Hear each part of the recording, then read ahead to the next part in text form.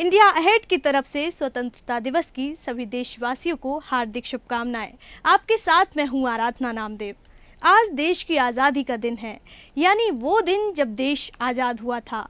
आज पूरा देश आज़ादी के जश्न में डूबा हुआ है, लेकिन हमें उन महान क्रांतिकारियों को भी नहीं भूलना चाहिए जिनके दम पर देश को आज़ादी मिली, जिन्होंने वतन की आज़ादी के लिए अपनी जान ही नहीं बल्कि सर्वस्व न्यौछावर कर दिया। आज हम इंडिया अहेड पर ऐसे ही आज़ादी के परवानों की वीर गाथा को आपको बताएंगे। देखिए हमारा खास शो आज़ादी के परवाने।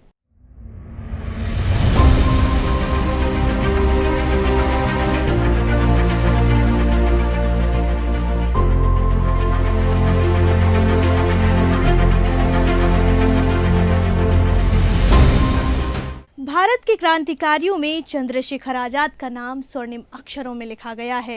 एक ऐसा योद्धा जिसने अंग्रेजों की गुलामी के खिलाफ आज़ादी की जंग को अपने अदम्य साहस और निडरता से लड़ा, जिसकी एक आवाज़ से अंग्रेज थर्रा जाते थे, जिनकी मौजूदगी की खबर से दुश्मन भाग खड़े होते थे, जिसकी शक्तिशाली भुजाओं ने जिस भी देश में दुश्मन को जकड़ा वो जिंदा बाहर ना आ सका। आज़ादी की अलग जुगाने वाले उस मतवाले की कहानी देखिए, चंद्रशेखर आजाद की कहानी। मध्य प्रदेश के छोटे से गांव भाभरा में जन्मे चंद्रशेखर तिवारी। वह बचपन से ही काफी जिद्दी और विद्रोही स्वभाव के थे। चंद्रशेखर का पूरा बचपन आदिवासी बाहुल्य क्षेत्र झाबरा में ही बीता था। यहाँ पर उन्होंने बचपन से ही निशानेबाजी और धनुर विद्या सीखी। लगातार मौका मिलते ही वो इसकी अभ्यास करने लगे, जिसके बाद यह धीरे धीरे उनका शौक बन गया। चंद्रशेखर ने छोटी उम्र में ही ब्रिटिश हुकूमत के अत्याचारों का सामना किया और स्वतंत्रता की लड़ाई में कूद पड़े। स्कूल के दिनों में उन्होंने अंग्रेजी सिस्टम को नकार दिया। कई नियम तोड़ने के उन्हें 14 साल की उम्र में कई सजाएं मिली, लेकिन देशभक्ति और आजादी का जज्बा इतना कि छोटी उम्र में ही चंद्रशेखर ने खुद को आजाद कहना शुरू कर दिया। एक बार स्कूल में उन्हें 100 बेंत मारने की सजा दी गई।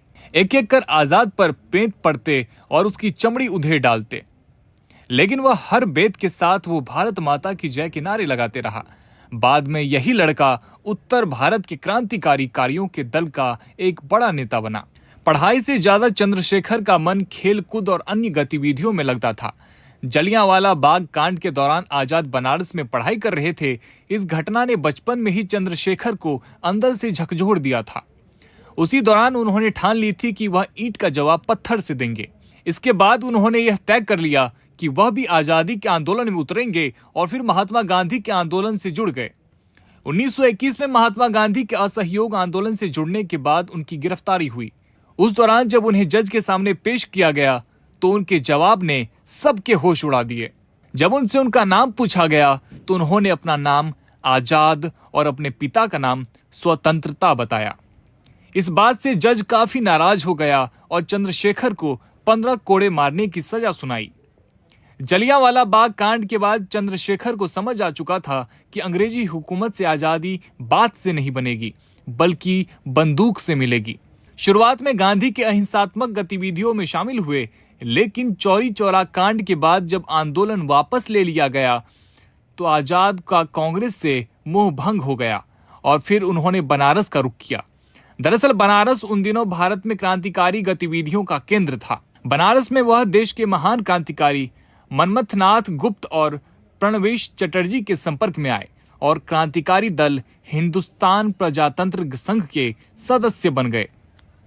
दल ने पूरे देश को अपना उद्देश्य बताने के लिए अपना मशहूर पैम्फलेट द रिवॉल्यूशनरी प्रकाशित किया। इसके बाद उस घटना को अंजाम दिया गया जो भारतीय क्रांति के इतिहास के अमर पन्नों में सुनहरे हरफों में दर्ज काकोरी कांड है। काकोरी कांड से शायद ही कोई अनजान होगा। दरअसल इस दौरान दल के 10 सदस्यों ने काकोरी ट्रेन लूट को अंजाम दिया था और अंग्रेजों को खुली चुनौती दे दी।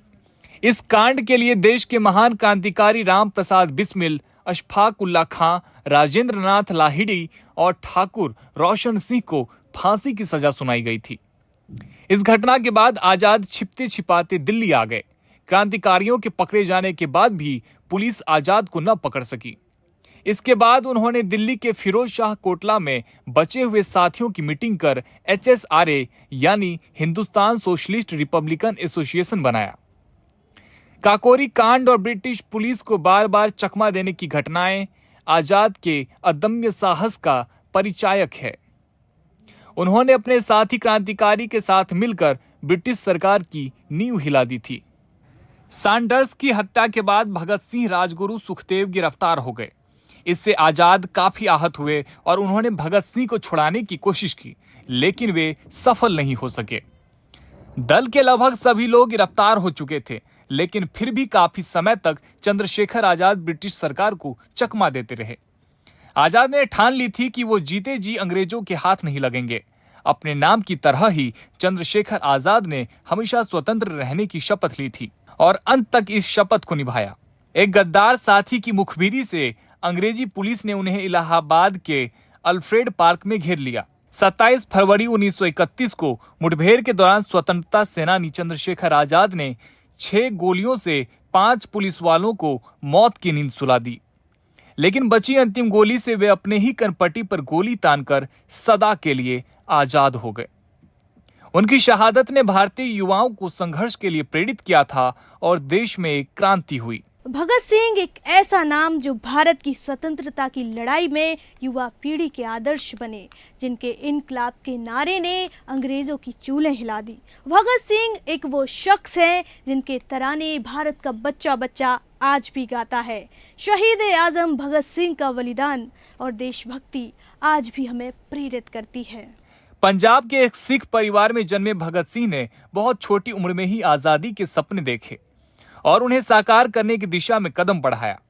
लाहौर में सैंडर्स की हत्या और असेंबली में बम फेंकने की घटना ने भगत सिंह को ब्रिटिश हुकूमत के खिलाफ विद्रोह का प्रतीक बना दिया।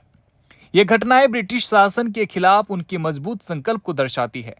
भगत सिंह का कोर्ट में दिए गए बयान और उनके अंतिम क्षण, अब उन्होंने फांसी के फंदे को हंसते हंसते स्वीकार किया, भारतीय स्वतंत्रता संग्राम के इतिहास में स्वर्णिम अक्षरों में दर्ज हो गए। भगत सिंह का बलिदान हमें सिखाता है कि आजादी की राह में सबसे बड़ी कुर्बानी भी कम है।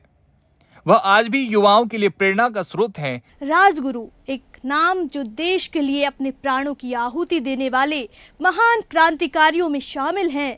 उनका अदम्य साहस और निडरता देशभक्ति की मिसाल है।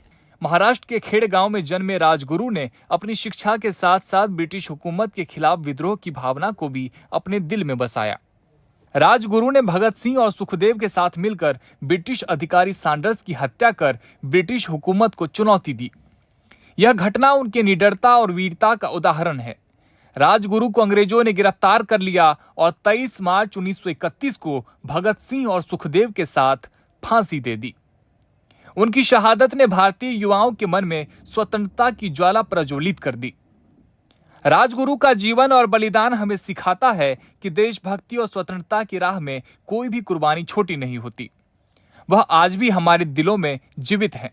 वीर सावरकर भारतीय स्वतंत्रता संग्राम का एक ऐसा नाम, एक ऐसे योद्धा जिन्होंने न केवल कई क्रांतियों का नेतृत्व किया, बल्कि अपनी लेखनी से भी ब्रिटिश साम्राज्य की नींव हिला डाली।